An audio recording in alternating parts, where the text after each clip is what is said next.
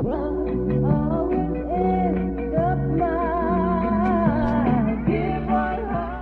evening. This is Mae Brussell in Carmel, California. This is tape number 396.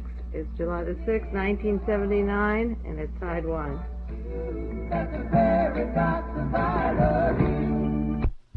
The bulk of this tape will be on the Kennedy assassination. Some things that interest me in that because I think that it epitomizes so much that is going on since the time that Kennedy was killed, and I want to share some material with you this week. I do want to say that I went down to San Luis Obispo this week. There was a demonstration down there to fight a PG&E plant. They're building a nuclear power plant just 3 miles from a major earthquake fault that was discovered to be the cause of a severe earthquake in 1927. And in 73 it was confirmed that it was a major earthquake fault. And you have your 6-mile island. This is your 3 miles from this fault.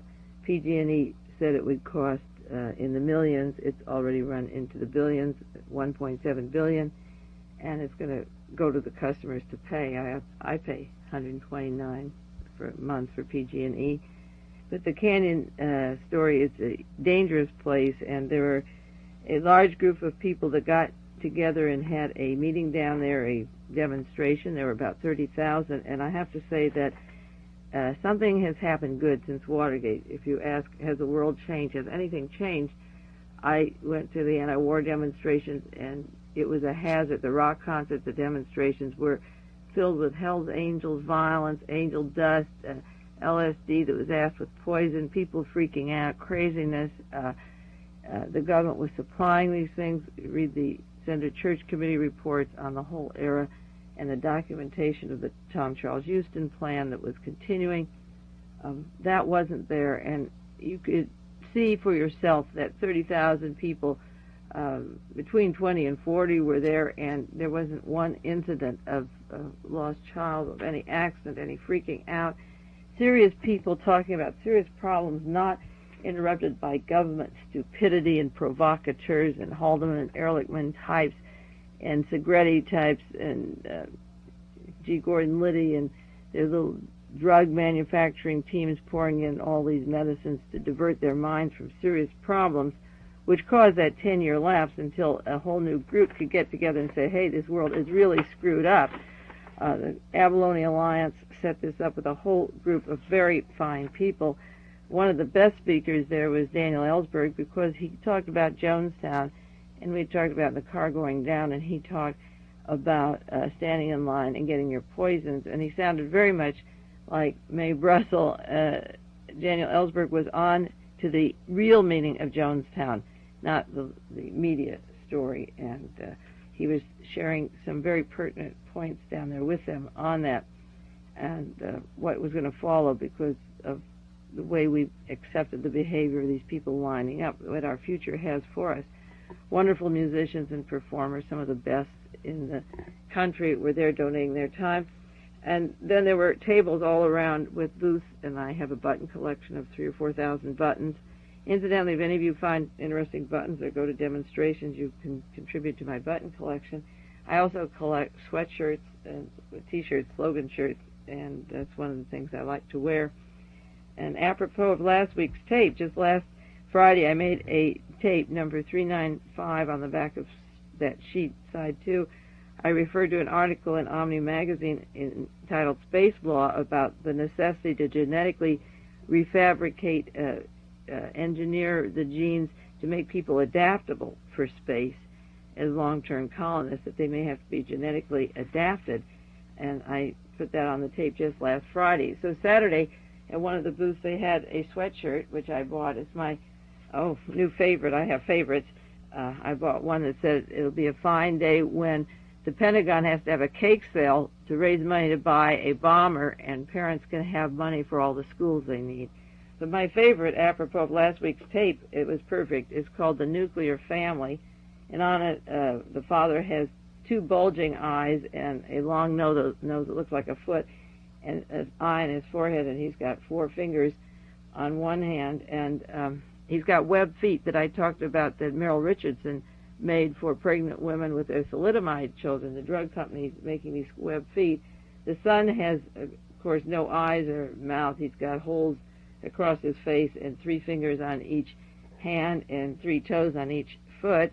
And Mom looks exactly like the space people that are being seen that I describe on the tape. And she has those little kind of funny ears, but no eyebrows and no hair, this tight skin, and 4 fingers on her left hand. And then the cat has 2 tails and 8 legs, and below it says nuclear family. And then the artist, wouldn't you know, the karma, it's signed MB, so it looks like Mae Brussell designed it, and it's along the lines that I'm thinking these days. So I'll have one of my family or friends take a picture of me in it, and one of these days I'm going to send it along to you tape subscribers, Mae Brussell in her shirt, the nuclear family.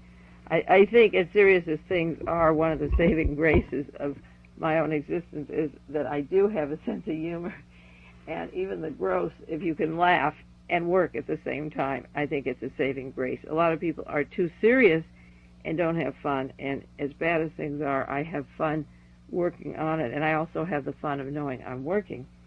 And today I'm going to do a tape with you. I'm going to apologize in advance. I may laugh too hard, believe it or not. If I start laughing, you're going to have to forgive me, because it's sad and it's funny, and it's hard to even read the thing without giggling to myself. So I decided, instead of sitting here cracking up, I'd just read it to you and see maybe if we could share it together.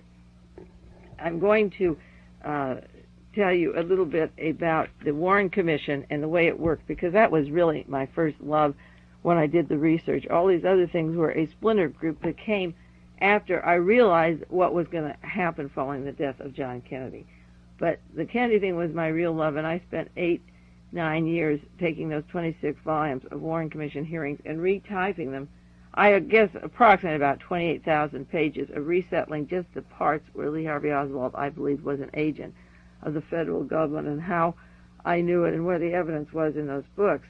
And the part I want to share with you has to do with the doubles. You know, I'm doing a book this summer. I'm working very hard on it, although I took a Saturday off for the demonstration. That's a conflict. That's why I don't get books done. And should I be out there and be seen, because the governor of California, who wasn't scheduled to speak, appeared and said that he would try to stop the nuclear power plant, that he would agree to prevent the opening of the plant. And if we weren't there, if I leave that to somebody else to be there, the plant may be open, you see. And people let the 3 Mile Island thing go through without a whisper, or the people that objected weren't quoted. And it's important to take time out from the book and just say, hey, count me in. I'm one of you, and each one of us makes 20 or 30,000, and next time it'll be 100,000, and it takes each one of us.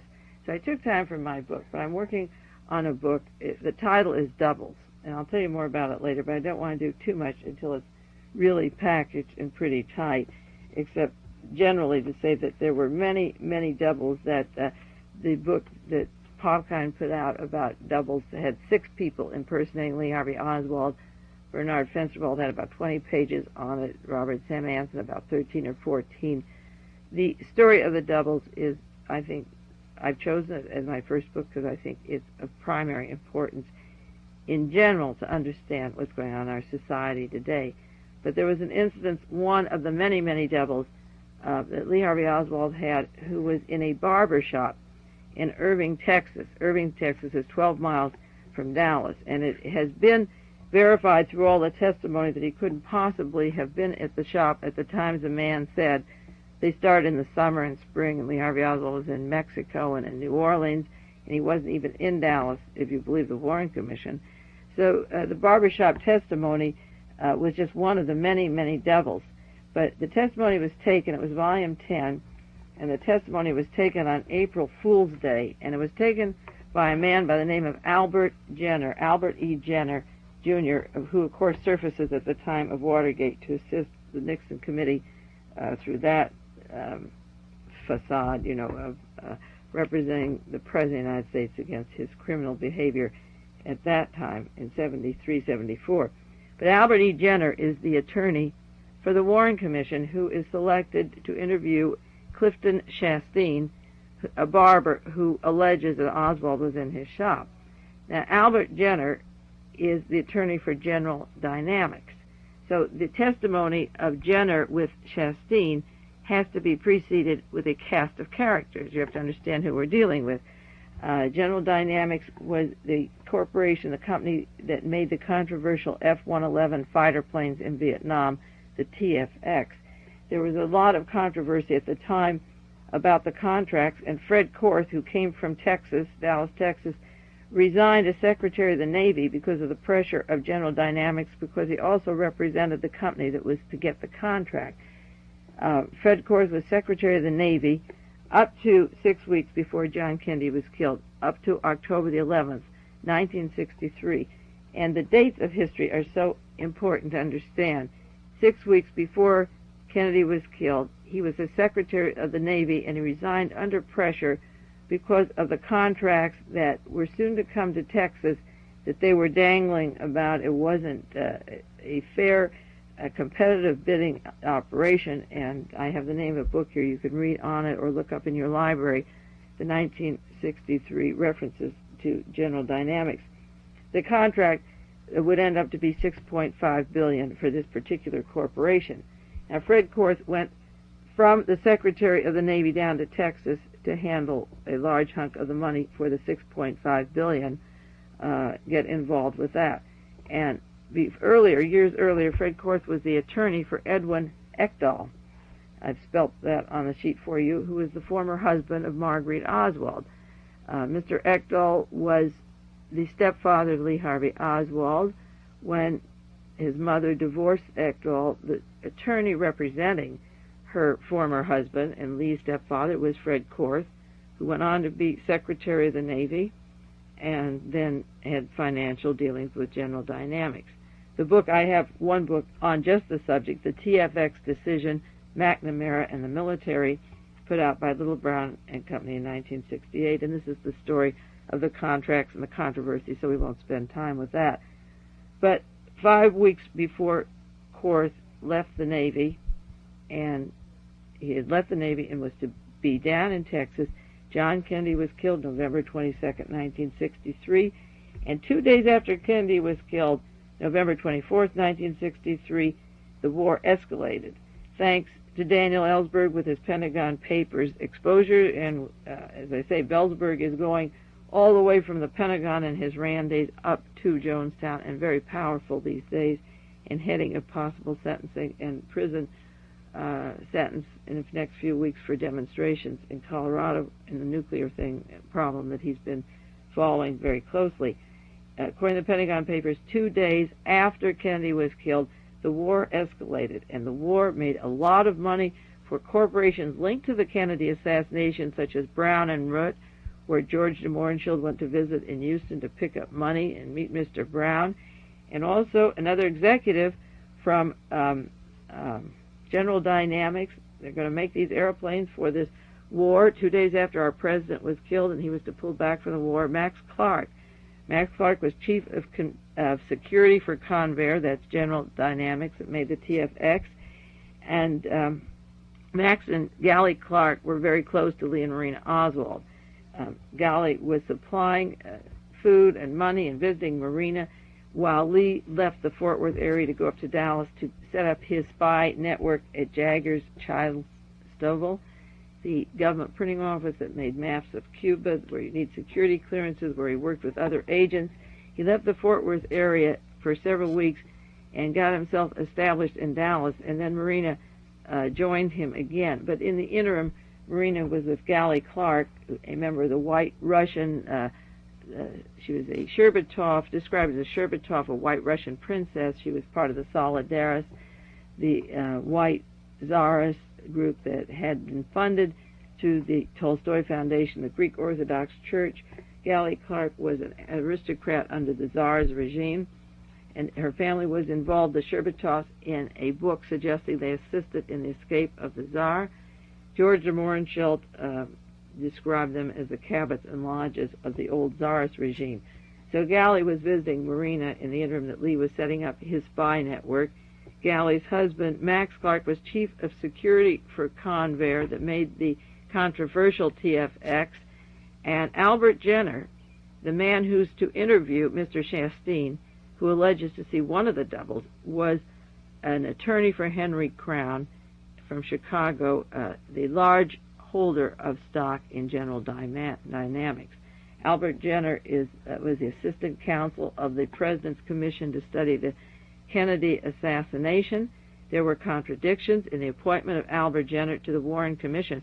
There were contradictions of every member of the staff that I could run down because I've studied them. But we're talking about Albert Jenner and Barbara Shasteen today.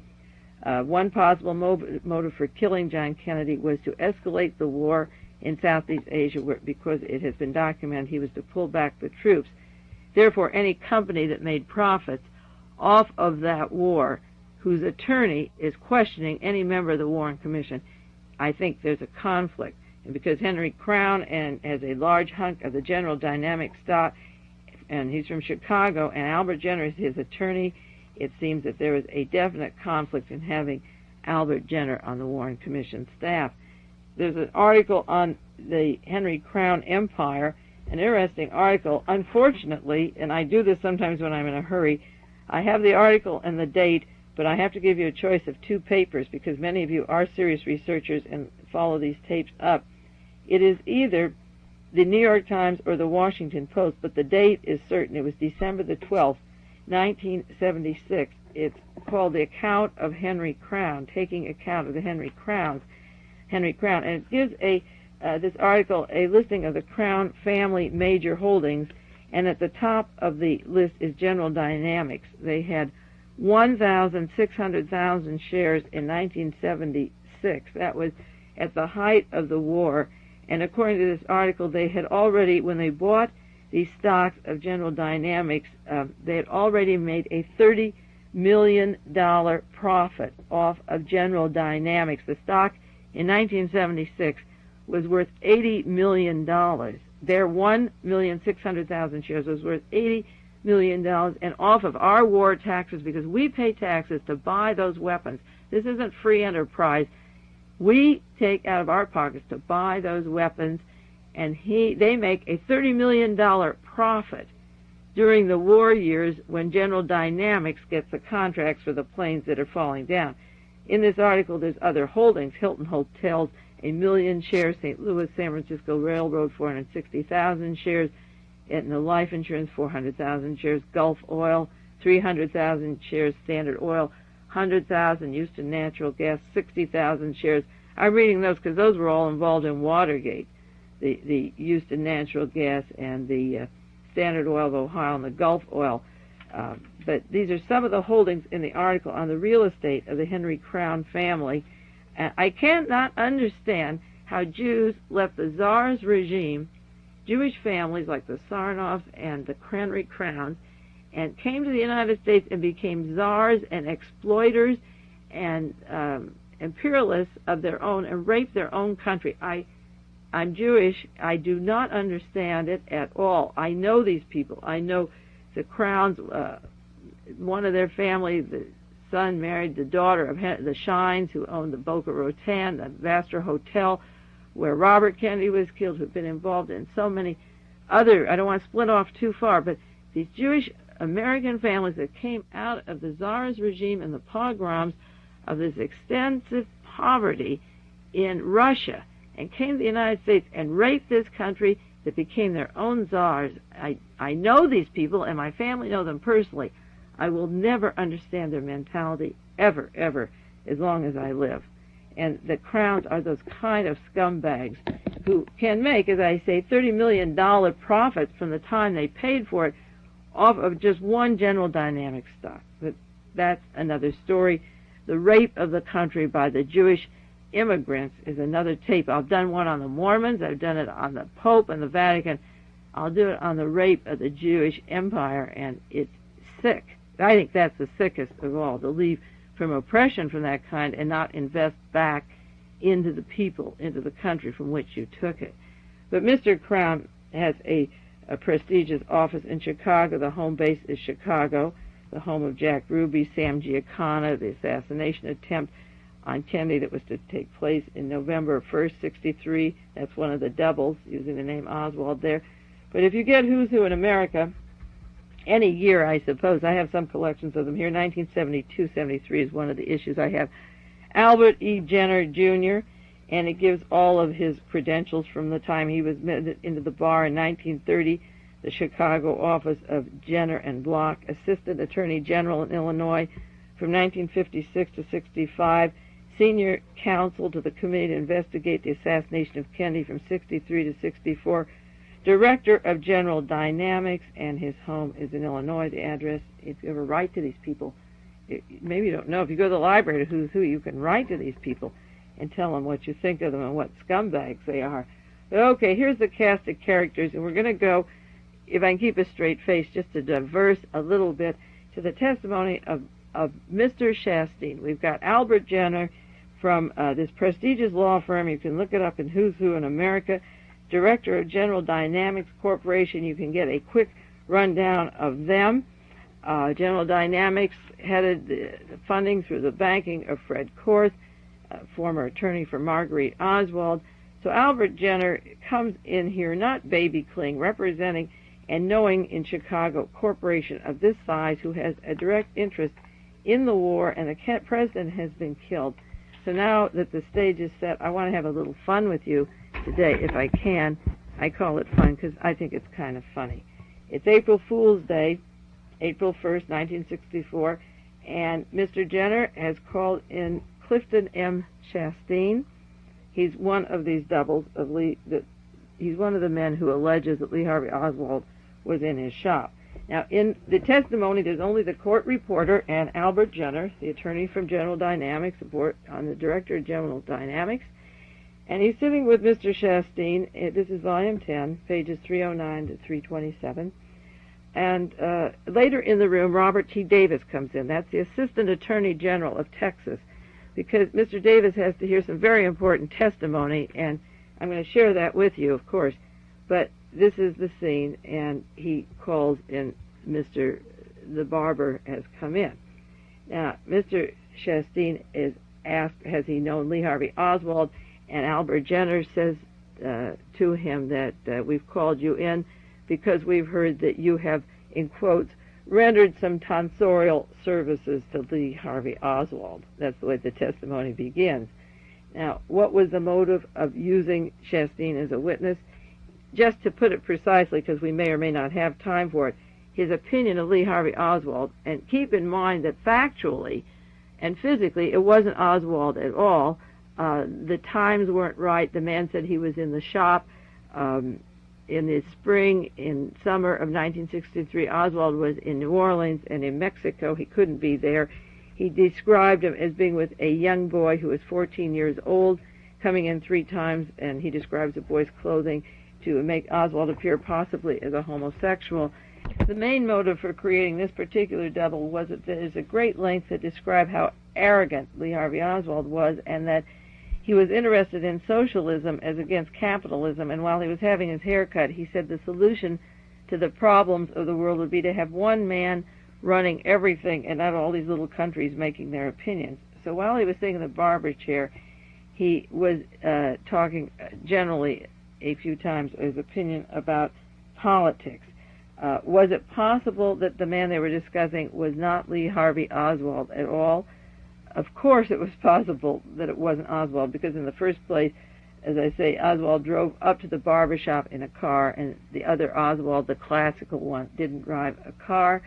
Oswald wasn't in the neighborhood in the spring or summer, as I said, from April 63 up to October the 3rd, 63. He wasn't in Dallas at all, and this man described times where he was coming in, every week or, every 2 weeks for 7 weeks, and stretching it back to the spring and summer, and that was impossible. So the time wasn't correct. He didn't drive a car. That was wrong. Oswald was never seen in the company of a young man, so that was wrong. And therefore, you would think that the Warren Commission would rule out Mr. Shasteen as a witness at all, because if Oswald didn't drive a car and he wasn't in the company of a 14-year-old traveling around talking about politics, and he wasn't anywhere in the vicinity physically or geographically, you'd think out of the 552 witnesses, the Warren Commission would have cut them down to maybe 200 witnesses, but no, they chose it the other way to make it look like a very prestigious committee had gone to the ends of the world to do their work. So how did the Warren Commission find Clifton Shasteen as a witness even? How did they come across this man? Well, they didn't. The first thing they said, most witnesses were prepared. He volunteered that the chief of police in town was his close friend, and because he's a good friend of mine, he called me, and then Mr. Sorrells of the Secret Service came, and the chief of police goaded him on, Clifton, go on down, and so Mr. Odom of the FBI interviewed him. When Mr. Shasteen had Lee Harvey Oswald as a former customer in his chair, how did he recognize him? Well, he testifies before the Albert Jenner that at the time of the assassination he didn't know the name of the man that was in his chair, but the first I remember seeing him or recognize, I saw his face, he testifies this, was about or before or over there around 5 o'clock. I saw the face, was before, about, over there around 5 o'clock. When I saw him over at the jail or something, and I seen him when they come out there and when he looked toward the camera. So the question is, he says, when I saw his picture, and I remember him coming in the shop, but he says, when I saw him at the jail. Now, Oswald wasn't photographed at the jail at 5 in the afternoon, so did the chief of police, who was Clifton Shasteen's friend, take him over to the jail to see Lee Harvey Oswald, because we know Jack Ruby was over there Friday night at that press conference. And then Shasteen volunteered, I know where he lived. I know where the station wagon was that was parked, that I saw him in with this lady. This station wagon. Again, that's controversial to my book on the doubles, because one, Oswald leaves a book depository and goes out the front door into a station wagon, and the other leaves the back and goes into a bus and cab. And Mr. Shasteen lives in Irving, Texas, where Ruth Payne lives, and Ruth Payne got Lee Harvey Oswald the job at the Texas Book Depository by calling Roy Truly. So he's involving Mrs. Payne into this scene where the double's involved, and also when Oswald's in the jail and he tells Sheriff Craig and Captain Fritz and Hosty in the afternoon, the day Kennedy was killed, and he confirms with Sheriff Craig that he heard a car honk and jumped into the station wagon of Michael and Ruth Payne, but he said, don't get them involved in this or everybody will know who I am. So over in Irving, Texas, the barber also mentions the station wagon that was parked. I saw him with this lady in it, and I drove up there, and my lands of living, he said, you couldn't get within a block of that house. He knew the station wagon, he knew the house, and he knew Ruth Payne. I knew then, I wasn't mistaken, that this was the guy who was in my barber shop. Sometimes I saw him with two women. I assumed it was Mrs. Payne. My brother-in-law used to live right across the street from her, and I know all the people that live around her, nearly all around the Payne's house. Of course, Michael Payne didn't work for General Dynamics. He worked for Bell Helicopter, a nuclear physicist, third-generation Harvard nuclear physicist, and for that awful Nazi Walter Dornberger, Bell Aerospace, and the head of Bell Aerospace is now the Treasury cabinet appointment. Mr. Miller is a cabinet appointee of Jimmy Carter's right now. Bell Helicopter makes the helicopters for our wars, for the Shah of Iran, for every government of repression. Walter Dornberger ran that space, and that's where Michael Payne worked. So you have General Dynamics and Bell Helicopter, who made a big hunk of that war when John Kennedy was killed. But he says, I know where Michael and Ruth Payne lives. I went right over there. I know those people. My brother-in-law lived across the street. And then Shasteen says, them is the things there about Oswald that I personally, that I ever paid any attention to. Them is the things there about Oswald that I personally, ever paid any attention to. That's not my talking, that's Mr. Shasteen. What were the politics in the barber shop? Page 312, he says, well, I like to keep politics out of the shop. It isn't good business. The guys are always talking there, about general things. He keeps the radio on in the ball games because he likes to be informed, But then this one guy came in and said, well, if you want to know what's going on, he says, there's too much money spent overseas. The conversation was too much giveaway that this country gives away, and things are going wrong.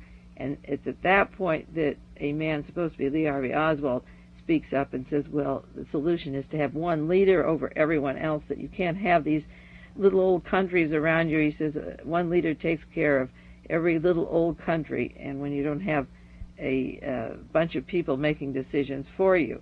And then he volunteered to say that a man like Shasteen owned a barber shop, and people worked for him and gave him the money, and that everybody should have a piece of the barber shop. And of course, that made Shasteen furious. And he said, "Where in the world do you get that kind of stuff?" And then he said, "It made me so mad, I would have took one of them razor straps and tore him up," hearing that kind of talk. Now, how did they know Lee Harvey Oswald was in this shop to see the barber? Well, as I say, he wasn't driving the car, and he wasn't with a 14-year-old boy. And so how would you go about deciding it was Lee Harvey Oswald that he's so mad about? Did the commission ask about his hair or the hairline? Did they ask about his age, his height, his weight, his mannerisms? No. There were 18 pages of questions, some of the longest testimony of the Warren Commission, and Albert Jenner, the director of General Dynamics, an attorney for those people, is going to question Mr. Shasteen about one thing to identify Lee Harvey Oswald as being in this barber shop. That was his clothing. Now keep in mind that anybody couldn't be wearing these clothing. The clothing don't identify the person. A garment could be on anybody's body. They didn't stick to the height, the age, the weight, the mannerisms, the hair. They stuck to the clothing. A jumpsuit and a pair of shoes. On the other side of this tape, just because it's so funny, I want to go into it because it's funny and it's sad, and I just think it's time to share something like this with you, the way the Warren Commission, prestigious commission, did their lousy job.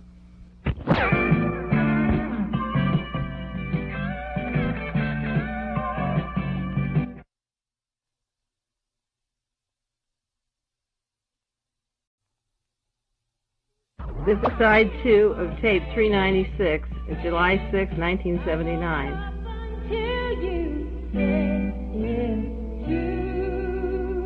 The Warren Commission had photographs of a man in Mexico City, photographed by our great Central Intelligence Agency, who identified himself as Lee Harvey Oswald in the Soviet embassy in Mexico City. And the man didn't resemble Lee Harvey Oswald at all. He was an American, approximately 35 years old, and an athletic build, 6 feet tall, with a receding hairline. The best pictures of that man are in the book by Bernard Fensterwald, Assassination of JFK, Coincidence or Conspiracy, on page 396, and there's 3 or 4 pages of this gentleman, so that the Warren Commission knew while they were doing their work, and they photographed this man. They had his picture immediately after the assassination, that it wasn't Lee Harvey Oswald, and the FBI knew that somebody had been impersonating Lee Harvey Oswald.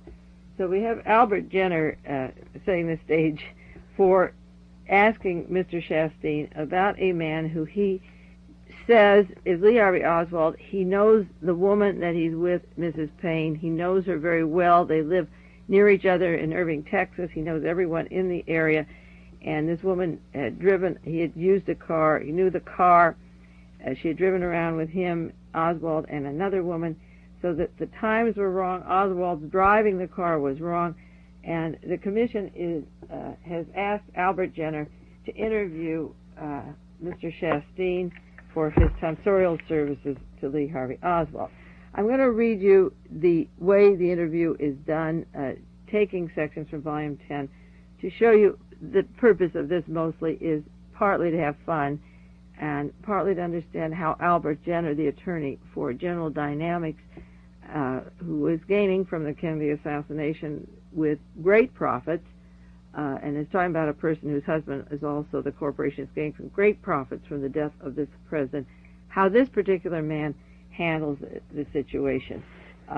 He asked Mr. Shasteen about the politics of Oswald, or what he remembered, and as I say, he talked about one person running many little countries and not having separate individual countries to run their own lives or dictate their own future for themselves. So Albert Jenner asked Mr. Shasteen anything that he knows particularly about this man that he remembers, and Shasteen said he had a pair of yellow shoes. Shasteen remarked, "I never saw any like them before." Jenner, sneakers? Shasteen, yes, slip-ons, only they were a little heavy. They were just a little heavier than just a common house shoe. And I admired them, and I said, them looks expensive. And he said, they're not. And he said, I gave $1.50 for them. And I said, my goodness, where did you get a pair of house shoes for $1.50? And he said, down in Old Mexico. Albert Jenner, down in Old Mexico? This confirms then that it must be, of course, Oswald. That's another link. Oswald in Mexico. Yes, and I said, man, I'd like to have a pair of them because I have to wear a shoe built up, you see, and they were heavy enough. I could build up that shoe, and he said, well, I'll give you a pair the next time I'm down there, and that is the only time he ever was nice and polite. He was just disgruntled. Albert Jenner, on the occasions you saw this man, would you describe his appearance so far as his attire is concerned? How was he dressed? See, the important thing is, don't describe his age, his weight, his size, his hairline, just his attire. Describe, he limits it, his appearance as to his attire. How was he dressed? Shasteen, the best I remember, he had some kind of coveralls nearly every time I saw him. Jenner, coveralls? Shasteen, yes, he wore unionalls or coveralls, you know, sir. They were GIs of some description, and they were green or khaki-colored, and the only time he wasn't dressed that way was when he came in the shop one night when I went to the football game, and he had on a pair of old, worn-out dress pants of some kind, and they were dark, and a sport shirt with his shirt tail out. Jenner, let me get these coveralls. Would you describe them? Shasteen, they buttoned down the front. Jenner, they buttoned down the front, and they had sleeves. It was a one-piece suit. And he says, yes, that's right. It was a one-piece suit, these coveralls. And Jenner gets interested in the coveralls. These things button down the front. Jenner, and it covers you from the top to the bottom. Does it have full sleeves? Shasteen. Now, one time I remember he had pretty hairy arms. Pardon me if I laugh at this one. You can see Oswald, that fair person, you know, all those blonde, and we have these black hairy arms. Of course, I see the anti-casts are Cubans or Alpha 66, but Albert Jenner doesn't say that. Shasteen, now one pair of them, he had pretty hairy arms. I remember that about him, you know. He had black hair on his arms, and one time he had short sleeves, and these coveralls had the sleeves cut off, and they were ragged. I mean, they were long sleeves originally, but they'd just been chopped off. He's the type of guy that when you met him, you could hardly forget him. I'll say that. Jenner, did he ever get a shave? No, never did. Did he get a shampoo? No, never did. Nothing but a haircut? Just a haircut. What color would you say the coveralls were? Not what color would you say the hair was. What color were the coveralls? Well, they were either, I don't know what color you call them, old dungarees, you know, them old combat coveralls. Says they were combat coveralls, the kind the Army wears. That's what they were. Now, somebody, I believe Mr. Odom of the FBI, is the one that asked me if they were Marine coveralls or Army or something like that, and that I don't have any idea. Jenner, were they military type? They were military type. They wasn't the kind you just go down the dry goods store and buy. I know that. He may have bought them at a surplus store for all I know. Jenner, now were there occasions you saw this man that you have in mind when he didn't come into your shop? Yes, I saw him at a grocery store when he didn't come in the shop. Jenner, how was he dressed on these occasions? Not who was he with, but how was he dressed on these occasions? Shasteen, well, I think most usually, like I said, the only time I ever saw him with anything but the overalls was the night he came in the shop with those on, those old coveralls on when he was over there. And another thing, they were big for him. I always noticed they were big for him and somebody else. They were big enough for him and somebody else. Jenner, were they loose-fitting? Shasteen, yes. And even on the occasions when you saw him across the street at Hutch's, he had coveralls, the military-type coveralls on? Shasteen, yes, of course, he went in there several times, and he had his coveralls on. Jenner, you didn't cut the young man's hair, the one that was Oswald? No, he was with the other barber.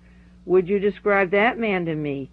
Would you describe the young man to me, how he was dressed? Albert Jenner. Not was the man, describe his body, but We did get a little description of the companion. He said, tell me how he was dressed. Shasteen went too far, though. He said he had on blue jeans. They fit tight. He had an old striped shirt. I remember him just like it was a picture right over there, a husky kid, not what you call fat, but he was strong, broad-shouldered, real full. When I say full, I don't mean round and fat-faced, wide-faced kid. Nice-looking kid, had nice personality, but his personality made him look terrible because of what he thought and what he was taught. And then he goes on, he was blue-eyed, blonde-headed, not a light blonde. He was a dark blonde, and you might call him brown-headed.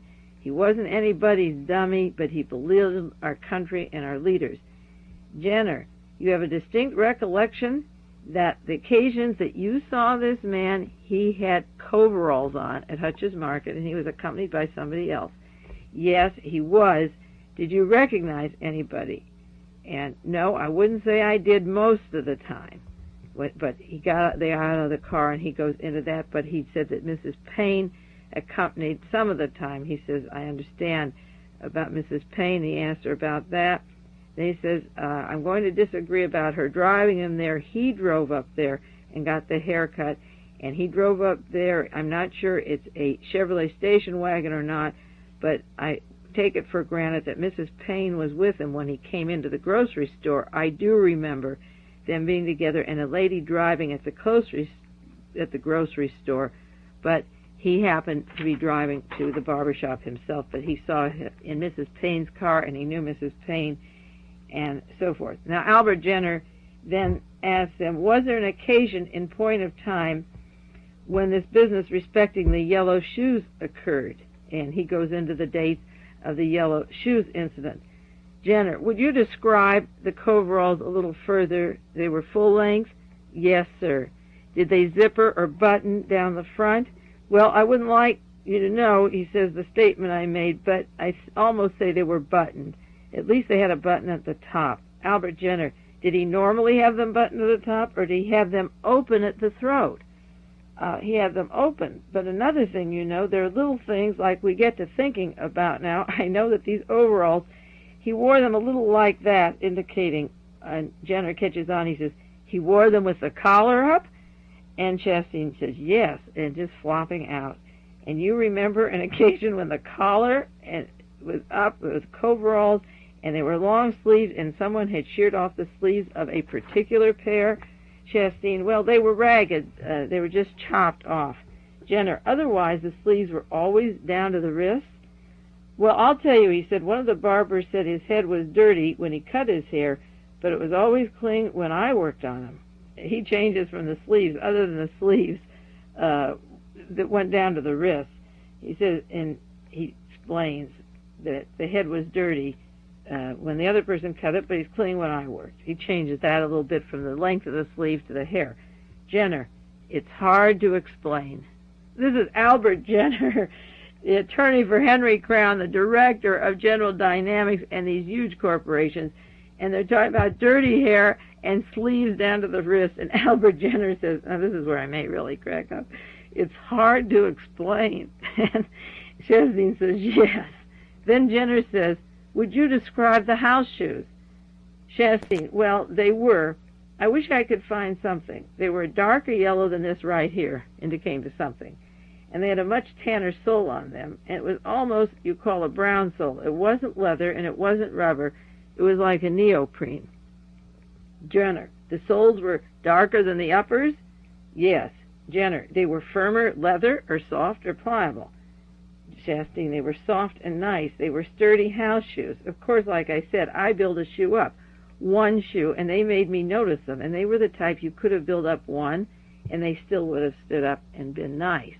Let me interrupt and interject this dialogue that nowhere out of the 552 witnesses later is there any question about a coverall or overalls among Lee Harvey Oswald's clothing at Beckley Street or Mrs. Payne's house.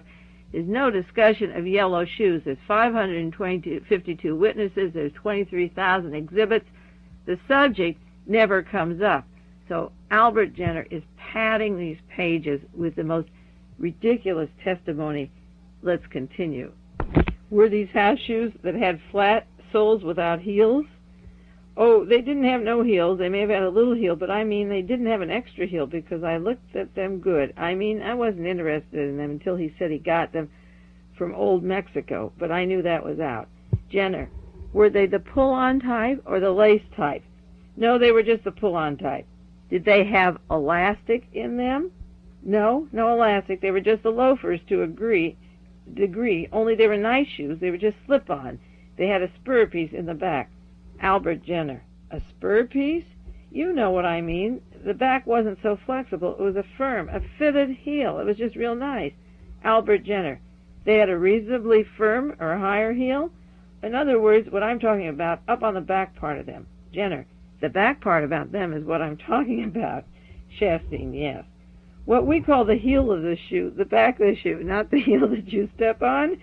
Shasteen, this part up here, and then they had a round thing, you know, like this here, indicating, only it went out and it dropped down to a point here, and it had a seam sewed around the top, whatever it was. Jenner, like a moccasin type? Yeah, like a moccasin to a degree, and these loafers, as you called them, they were in between. Jenner, were they perfectly plain, or were they moccasin sewing? Yes, I believe they were. They didn't have no. That's the reason I thought they would have been from Mexico, is if they had a lot of trimming on them or something like that, but they didn't have it. Albert Jenner, did they have fasteners of any type? Shasteen, no, that's what I liked. That's why I liked them. They were just something I could have jumped in. Albert Jenner, no metal fasteners? How many moccasins have metal fasteners? And Jenner's asking, no metal fasteners? Shasteen, they didn't have nothing. Jenner, or even leather fasteners?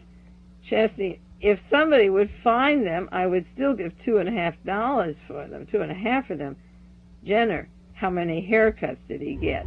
Then they go back to the story of 6 or 7, that he comes in every 2 weeks, and that, of course, is impossible, stretching back the dates, and then they get back to the discussion again of the clothing and the hair. They almost get to a description of the hair, though. The thing that made us know where he cut his hair is like when Mr. Glover cut his hair. He went around, and instead of using the back bar to look in the mirror and comb his hair, he went down to one of the middle chairs and just rudely pushed out of the way. And when he got up there, he combed his hair and turned the water on, and you know he got more oil than he put on his hair. So we have this man oiling his hair with these black, hairy arms in his GI overalls, but we still don't know what he looks like. He put the oil on his hair, and he didn't even say thank you or excuse me or nothing. He just pushed in there, and those are the things you remember. Jenner, did he ever give you a tip? No. Did he give the other barbers a tip? No. Is it customary to give you a tip? No. To give the other barbers a tip? Well, naturally. Did the men have any reaction to the haircut you gave him? Jenner asked, did they have a reaction to the haircut? Watch Albert Jenner. Tell us about his clothing. What was the reaction to the haircut? Don't tell us how old Lee Harvey Oswald there was. Was he 35 or 40? Was he 140 pounds or 160, like that man, heavy man in Mexico? Broad head. Never asked. You see, tell us your reaction to the haircut. And he says, well, it's very funny. He never did say it's a good haircut. He'd just come in and say, take a third of it or a 32nd of it or 16th off the top. Jenner, do you think he was kidding about it? Shasteen, no, I don't know. He says you cut hair like the shingles on a house, and you cut it to where it will feather in and not leave gaps. And it's just ridiculous for a man to say take a 32nd or raise his temples a 32nd or take a 16th or something off the top. If you pulled it all up and cut it all the same length and turned it back down on your head, you'd have a mess. And Jenner said it would look pretty bad. Shasteen, it sure would. And it might look like some of the haircuts I get, Albert Jenner said. And then Shasteen says, well, he's just the type of guy you couldn't forget, and you just hope he never came back with his 32nd haircut and his greasy hair and his remarks about his government. Now, in comes Mr. Robert Davis, who is the special assistant to the Attorney General of the state of Texas. And he enters this important testimony now. And Albert Jenner explains to Mr. Shasteen of the tonsorial parlor, now Mr. Robert Davis has come in and he's Special Assistant Attorney General, the state of Texas. And this is Mr. Shasteen, Mr. Davis. He owns a barber shop in Irving, Texas. And Davis says, yes, Mr. Shasteen. And Shasteen says, yes. And Albert Jenner continues the line of questioning for the Assistant Attorney General of the state of Texas. Jenner, did the coveralls have pockets in them? Shasteen, yes. Jenner, would you give me, what do they look like looking at them from the full front? The full front? Yes. I'm looking at you now from the desk here. This is Mr. Davis, the Assistant Attorney General of Texas, asking for a full front view of the overalls that were too big for this man. Well, the ones that were cut off at the sleeves, I can remember the most. They just had some pockets up here. Jenner, on each breast? Yes. Jenner, was a large pocket a large patch pocket? No, they were outside patch pockets and pockets on the front with patch pockets, I believe. Jenner, do you mean on the hip of either side? Shasteen, well, they had some front pockets on either side. Jenner, just one pocket or two? Shasteen, now you've pinned me down. I mean, that is the hardest question of the whole interrogation, whether it's one or two pockets. Now you've pinned me down until to say that. I don't know. I noticed the top. I noticed the hip pockets. They had two hip pockets on them, and when you get his billfold out, I wondered how in the world, if he ever sat down, he didn't lose a thing. You know, they were big enough, and that's why I said they were big enough for two. They sagged, and the pockets just leaned back, and you could have walked in up and reached in there and got his billfold and never touched him. Jenner, none of the pockets had flaps or buttons on them? I seen the two of them there, and maybe had a flap, Shasteen said. Jenner, the two top ones had a flap. Shasteen, the hip pockets didn't. They didn't have no flap or button. Jenner, they were patch pockets too? Shasteen, yes. Jenner, and these coveralls were so loose-fitting it made the pockets hang down? Shasteen, yes, they were just real loose, even if you had a belt on them that pulled them around or something. I just couldn't stand to wear something shuffling around like that. Jenner, and the best of your recollection, there were two breast pockets and at least one hip or side pocket. Well, I'm sure they had side pockets in the front, and those were also patch. I believe they were. Jenner, and they had two hip rear pockets? Shasteen, yes. Jenner, was there anything unusual about the pockets that drew your attention? I'm talking about the front ones now. And you see, Albert Jenner is saying, is there anything unusual? This man drives up in a car with his 14-year-old boy. He's been to Mexico. He's spouting one world government under a socialist communist country. He's in the company of Ruth Paine, and he doesn't think anything's unusual about this story, but he says, is there anything unusual about the pockets?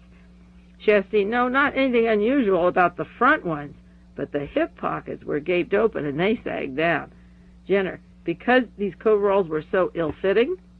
Because they were just too big. They could have been about 6 inches cut out of them. Jenner, you barbers are generally talkative. Did you seek to engage conversation with this man? You couldn't do it. Do you seek it? Oh, naturally, we seek it.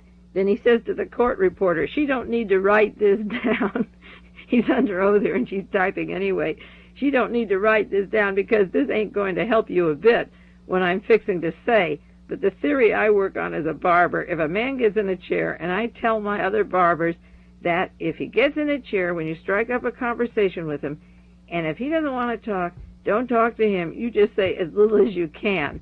And Albert Jenner says, well, that makes sense. But if a guy wants to talk, talk to him. If you can talk to him on his level and you understand what he's talking about. But if a man gets in your chair and he doesn't want to talk and you find it out, without turning him around or saying anything, he just says, cut my hair. I didn't come in here to have a bull session. I mean, that's the barber's language. And I try to practice it. And any time he comes in, I might mention the weather or the football game.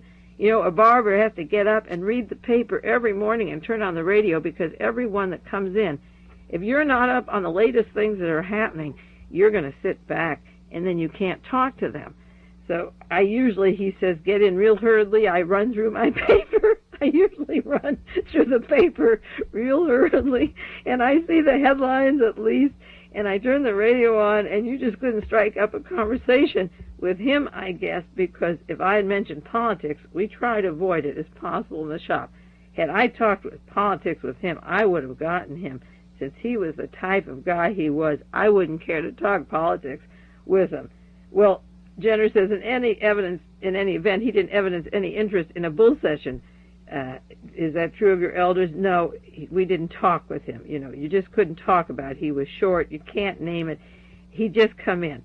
Now, you might attempt to say what kind of hair he wore. Jenner said, well, okay, go ahead. You just name it, because he didn't wear it long and he didn't wear it short. See, Shasteen wants to give him a little information about the customer. He says, don't you want to know? You might attempt to ask me what kind of haircut he wore.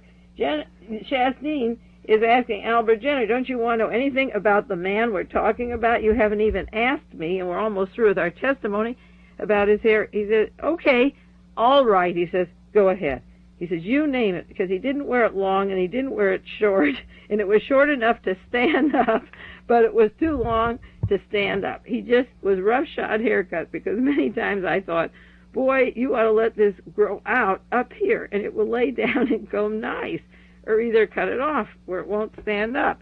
So we have this man with the short sleeves and the black hairy arms and the oily hair and the yellow shoes, pardon me for laughing, and the baggy blue jeans and the hair that stands up like Robert Haldeman. And he's telling him if it was a little longer it would stay down, and it just stands up. But like I say, he wanted a little bit taken off, and I tell you what he did. He did try to make the barbershop work all it could. He seemed like he wanted you to do all the work, and naturally, that's another thing. He had a bad attitude. Then Jenner gets to a question that is pertinent for a moment. He says, what color was his hair? What color hair did the man have? That's very pertinent to the question of whether we're talking about the same person or not. He's been to Mexico and so forth, and he's a communist with a young man as a companion. He says it was dark-headed. I wouldn't say real black, but it wasn't jet black like most people call it, but he was black-headed. Jenner, what color would you say your hair was? Well, mine's dark brown. It's not gray up. It's the edge is covered up with oil. Jenner, what color would you say mine is? I think your hair is a shade of black. It's not a dark black. I would say his hair was about the color of yours. It might have been darker. It might have been a little smuttier. You see, his hair, here's a funny thing. A guy can be dark-headed, but if he puts oil on it, it looks real black. And if he washes the oil out, it gets a smutty look. He never did wear much oil when he came into the shop, but when he had his hair combed, there was oil on it, you see. Naturally, we cut his hair, and we put a little oil on it. It makes it look darker. Jenner, it darkened it up. Shasteen, my hair is a whole lot darker with a little oil on it. Now, this fellow here, and he points to Mr. Davis, the Assistant Attorney General in Texas. And Mr. Jenner says, Mr. Davis, we're talking about, you're talking about that, his hair, the Assistant Attorney General.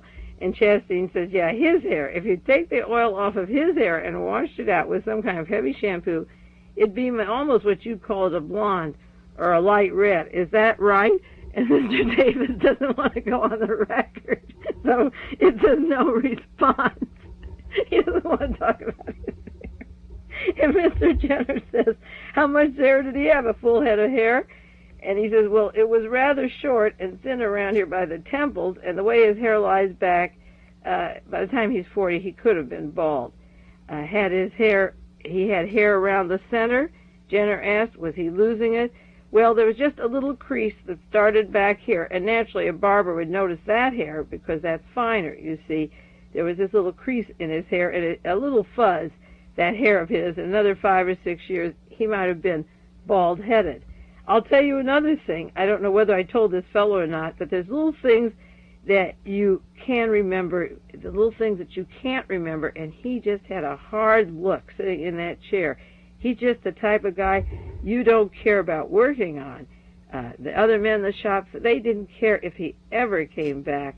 And you asked the guy when he was going out the door, he gruntled, and his morale was bad for the shop because he didn't even say thank you. He left the shop and didn't even say thank you. And he had that 14-year-old boy with him, and he goes on, and he talked about one leader, a ruler and one leader. And Shasteen goes on and says that 14-year-old boy was having that distilled stuff in his mind. It's not funny to me. It hurts me to see a kid with that kind of a mind, that attitude, because somebody is teaching him wrong. And the thing that hurts me was the fact that I did have a chance to took him. I could have took him and bought him a Coke, or took him and done something and talked to him and find out who he was and where I could at least reason with him and turn him in to somebody and make the authorities. They could have gotten a hold of him. This is the companion that was with a man that was supposed to be Lee Harvey Oswald. I could have gotten the authorities to get a hold of him, and it made me mad I didn't do it. And we shouldn't lose our tempers. You fellows are lawyers, and you know you can't let your temper go too far, but I would rather have took him and whipped him with one of these belts or razors than took his money. And I said, I have a bad habit of telling people, this is Mr. Shasteen, that they better take inventory and see if they are right. And I told him, you better take inventory and find out where you stand, because you are just the right age and you can get in a lot of trouble thinking like that. Did I ask you what your age was, Mr. Shasteen? Mr. Jenner asked in closing this questioning. Now, he doesn't say, how old was the man in the shop? Again, the boy is described somewhat. That comes in 3 times with Oswald the week before the assassination, just the 3 visits before the assassination. Albert Jenner doesn't ask the age of the man who's going to be bald in 5 or 6 years, or the shape of the man, or anything except that black, oily, greasy hair with the hairy arms. He says, may I ask your age? And Shasteen says, 39. Jenner says, did I ask you your age? No, 39. Are you married, man? Do you have a family? Yes, sir. How old is Mr. Glover, your other barber? 32. How old is your third barber? 39. Albert Jenner, that's all. We appreciate your coming in. Shasteen, I wish I could help, but I know it doesn't help you a lot. Jenner, well, you've helped us by telling us everything you know. Mr. Davis, we surely do appreciate your coming in. This is the Assistant Attorney General of the state of Texas. We surely appreciate your coming in. There are only 8,000 copies of the Warren Commission hearings that have been sold. They are in libraries. Many people can't get this testimony. Some of you are not aware that the best reading of anything that's come out that I know of are the interrogations of the Warren Commission. And some of the best is the way they handle the subject, which I'm dealing with in the book I'm writing on these doubles. I asked Penn Jones in Texas, has written 4 books and has a monthly newsletter, how many doubles do you think there are? And he said 6. Half kidding, I asked Jack Kimbrough in Los Angeles, a researcher and writer, how many, and he guessed about 13. The book that I'm doing, just to give you a little inkling, has to do with specifically 51 incidences where Lee Harvey Oswald was impersonated and where the Warren Commission knew it at least 35 to 40 times. And it's this kind of work that is both interesting and challenging to handle. The questioning here, I think you understand what I'm trying to say about a prestigious commission. Albert Jenner, one of the leading attorneys in the United States, and if you look up and who's who, his degree and credentials, the kind of questioning that this monkey court gives to make it look like they went under every stone, unturned every single stone to get to the truth. These are the kind of disgusting fools that run the corporate empire, that wage nuclear war around the world and are dying to push the button on all of us. You have a good week. This is Mae Brussell in Carmel, California, and we'll be back together next week. Take care of yourself.